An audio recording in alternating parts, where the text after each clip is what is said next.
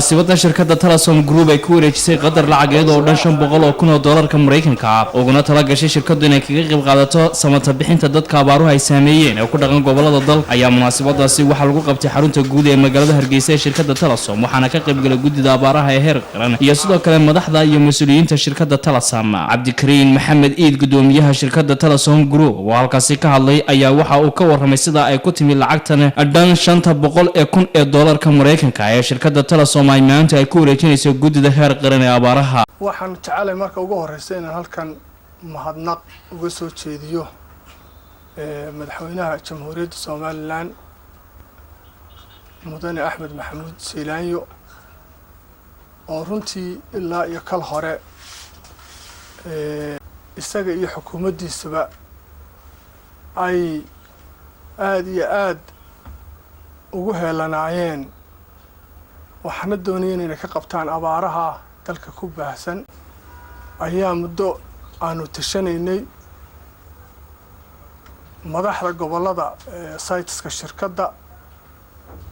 shaqaale weynaha shirkadaha waxa ay ku soo ururtay taladii in abaarta inkasta oo ilaahay subxaanahu wa tacaala uu isagu ummadda uu kaafiyi karo oo uu ka soo jebin karo haddana wixii taagta shirkad ahaan iyo shaqaale ahaan iyo mas-uuliyad ahaan la saaran inaanu kaga qayb qaadanno oo shaqaale weynaha shirkadaha Telesom Group oo ka kooban shirkadda isgaarsiinta Telesom Dar es Salaam Bank Somgas iyo shirkadda leerka tag in muddo 3 bilood shaqaaluhu mushaharkooda uu qaybo ka mid ah u jaro dadka walaalahooda ee abaartu ay tabaaleysay madaxda shirkadduna ayaguna ay wax ku daraan saamileeduna ay wax ku daraan taas oo markii aan isku geynay noqotay lacag 500,000 oo doolar ah Sheekh Xasan Cabdisalaam gudoomiye ku xigeenka gudida abaaraha ee heer qaran Maxamed Shukri Jaamac Xulul gudoomiyaha rugta ganacsiga ee Soomaaliland Farax Sugaal oo ku hadlaya afka shaqaalaha shirkadda Telesom Group iyo sidoo kale Cabdilaahi Baaruud oo kamid ah saamilada shirkadda Telesom iyaguna madashaasi ka hadlay ayaa hadaladoodii waxa kamid ahaa marka Telesom runtii maanta deeqda ay bixisay shaqo kaliya aan u hayno ee aan ugu jawaabi karno jazakumullahu khairan ilaahay wanaag hay'adka ka abaaliyo kulay aad baan ugu ducayn doonaa inagoo qalbiga ugu ducaynayna walaalkay culimadeen hore jaa ducaa wala ishtaraay maanta la soo ducaadii way iibsatay waynu ducayn doonaa af iyo adini uurba waynu ugu ducayn doonaa runtii waa deeqda ugu weyneyd muxuu ahaa marka laga tago dawladdeena ay cid bixiso waa meelihii diinteenu ay banaysay in lagu baratamo shaqaalaha maaliyadan halkan ku qoran ee shirkadu bixinayso ee jeega ku qoran qayb libaaxlaba ay ka qaateen ama ha joogeen gobolada ama ha joogeen Hargeysa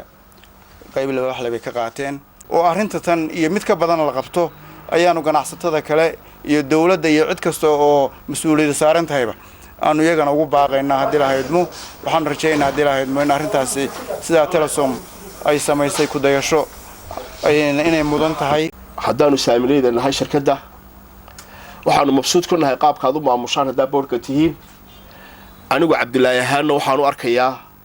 lacagtan aad bixisay way nagu yartay abaaro la kordhiya waayo waxa taagan baan arkayaa dhibta taagan baan arkayaa tan barigun kamaanaan qayb qaadan haddaanu saamileedanahay abaarta tii galbeedkana aad baan uga qayb qaadanay oo si weyn ayay shirkaddu wax u bixisay inaan aanadin imika qirin oo Telesom ay dhashay oo abaarta meel walba idin la socda waa inaan kasaadka la ilaado haddaan inaan kasaad jirin abaarta badalku waxba la isma gaarsiiyeen inaan kasaad la ilaado loo mahadnaqay ahayd oo la saad meel walba uu gaaray oo walba gudida Sheekh Xasan ka soo baxday waa saadkiina ayrinkiinaas ama inaan ayru bixin ama inaan u bixin inaan kasaad waa inaan fiican meel walba uu gaaray ma sha Allah ilaahay barakeeyo wasiirada wasaaradaha diinta iyo waqaafta maaliyadda ganacsiga iyo sidoo kale Sheekh Maxamed Aadan oo kamid ah culimada waaweyn ee dalka isla markaasina kamid ah gudida heer qaran ee abaaraha oo halkaasi ka hadlay ayaa waxa ay shirkadda Telesom ku bogaadiyeen kaalinta muuqata ee ka qaateen taakulaynta dadka abaaruhu ay saameeyeen iyagoo shirkadaasi ku tilmaamay mid dadkeeda ka naxday isla markaasina mar walba u heelan sidii ay dadkeeda wax ugu qaban lahayd runtii aan ku dari lahaana waxa weeye dhaqaale laga qaado ganacsatadeenna oo ay bixiyaan iyagoo dadaalay dhaqaalihii ugu badnaa ee intaa gudideena taakulaynta abaaruhu jirtay maantay ganacsadayaal bixi xagga ganacsatada markaan ka hadlayo maantay bixiyeen waa $500 taasna runtii waa dhiirigelin wanaagsan bay u tahay shirkadda iyo hormood way booday waa laga yaabaa bari dambe inay sii booday maliyuu kaba tagta de kin waxa jira mid aan naga hadhin Cabdulaahi Baaruudna uu ka dhawaajiyay mar dhawey waxa runtii jirtay inan horta uma bixin inanna uma bixin wiil iyo gabar midna uma bixin horta anagu laakiin ganacsadaan u bixin qof ganacsada ayaan ka dhignay ganacsadihii ugu socodka badnaa ee ugu soo riista badnaa xagga dhaqaalaha ee ugu faraha badnaa waxa ganacsadaha saad xaqiiq ah in sadaqadaas insha Allah taala sida aan uga gudoonay ay gaari doonto dadkii ku haboona intii karaanka iyaga ah idinku goobjoog ka ahaan doontaan laamihiina ay tahay hadii tiin goobaha fara badan ee ka shaqeynaysan runtii Telesom waxay la leedahay dareen dhow ummadda reer Soomaaliland waayo telefoonada la isticmaalayo dadku waxaan tagay meelo geed yar la korayay telefoonka ay u helaan meesha la hadlayeen tan maanta aad keentayna waa tu aad iyo aad tusaysa inay Telesom naxariis dhow u leedahay dadka reer Soomaaliland way shirkad maanta $500,000 bixisay oo markii horena ka qayb gashay runtii ma jirto marka runtii aad iyo aad baan idinku mahadnaqaynaa kala chat-kana waxaan halkan uga fari lahaa fariin ah inay maalin ku bedeshaan hal maalin oo kaliya chat-ka inoo keenanay maalinta raashin ugu bedelan walaalahood raamar maanta raashinkan ka qayb qaadan runtii waxaan leeyahay mar labaad iyo mar saddexaadba shirkadda Telesom aad iyo aad baan ugu mahadnaqayaa in shirkadaha Telesom Group iyagoo eegaya duruufta dalka ka jirta ee abaareed oo ina taabatay inay diyaar u yihiin mar labaad inay ka qayb qaataan oo si mug looga qayb qaataan gurmadka abaaraha ee wadanka ka taagan ee dawladdeena iyo qarankeena iyo ganacsatadeenuba ay ku hawlan yihiin ummadda oo dhan waa waajib nasaaran